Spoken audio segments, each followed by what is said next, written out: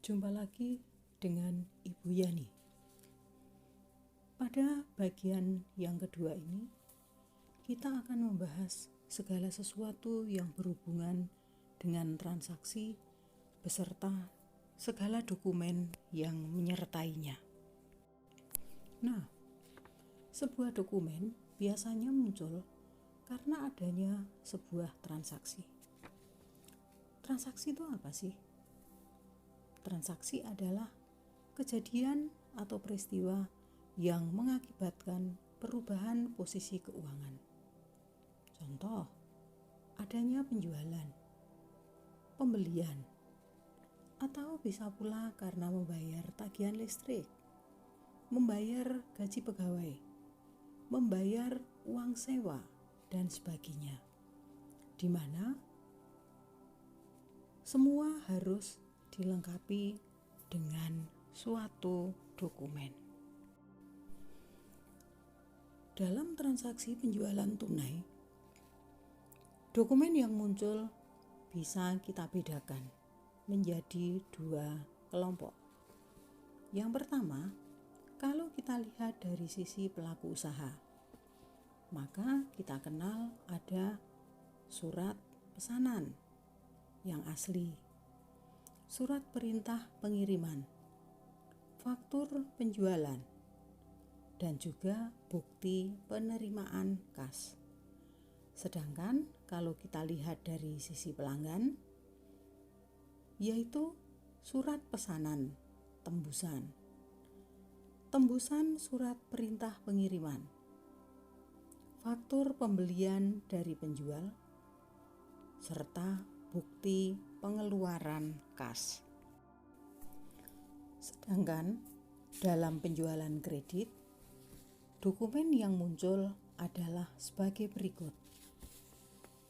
Dari sisi pelaku usaha, ada surat penawaran harga, surat pesanan dari pembeli, surat perjanjian kredit, surat perintah pengiriman, faktur penjualan, nota kredit dari penjual, nota debit yang dikirim pembeli, serta surat pernyataan piutang.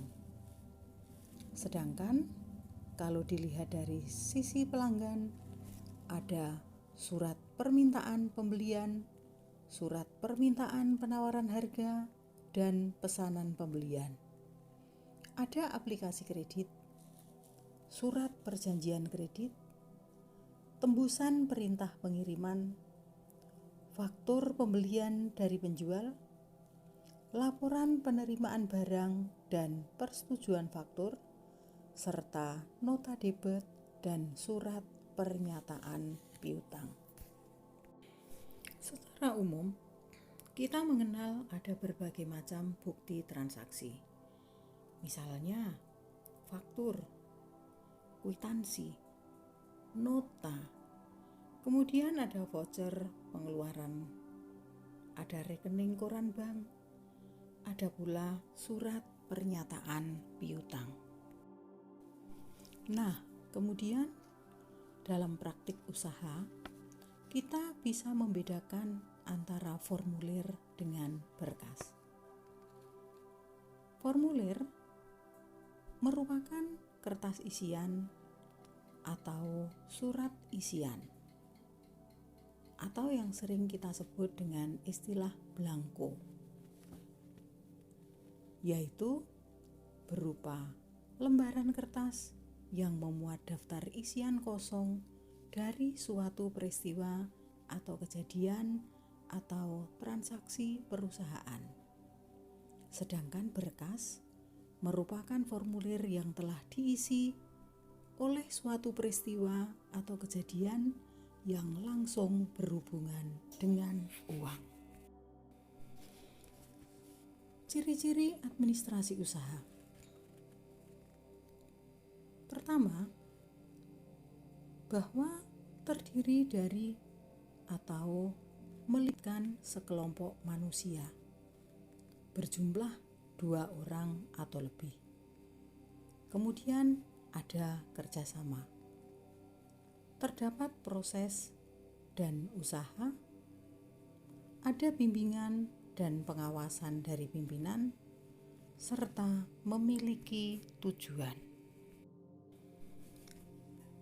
Lalu, apa fungsi dari administrasi usaha? Ada banyak fungsinya, antara lain bahwa pekerjaan terbagi secara efektif. Kemudian, tugas bisa diselesaikan lebih efisien karena adanya manajemen yang tepat. Tujuan yang ingin diperoleh bisa disetarakan dengan beban kerja yang ada. Lalu, kerjasama dalam kelompok lebih terarah dan terstruktur. Kemudian, bisa mempermudah pekerjaan pengarsipan dokumen atau laporan, sehingga membantu kerja manajerial. Tujuan administrasi usaha. Apa sih tujuannya? Ada beberapa yang bisa kita sebutkan.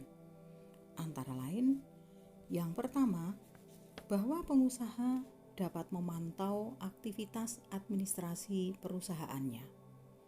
Kemudian yang kedua, pelaksana usaha dapat menilai kegiatan pengorganisasian perusahaan. Yang ketiga, pelaksana usaha dapat menyusun program peningkatan usaha dan kegiatan pengorganisasian. Dan yang keempat, pelaksana usaha dapat mengamankan kegiatan-kegiatan usaha dan organisasi perusahaannya. Baik, sampai di sini dulu pembahasan kita. Sampai jumpa pada bagian berikutnya. Salam sukses.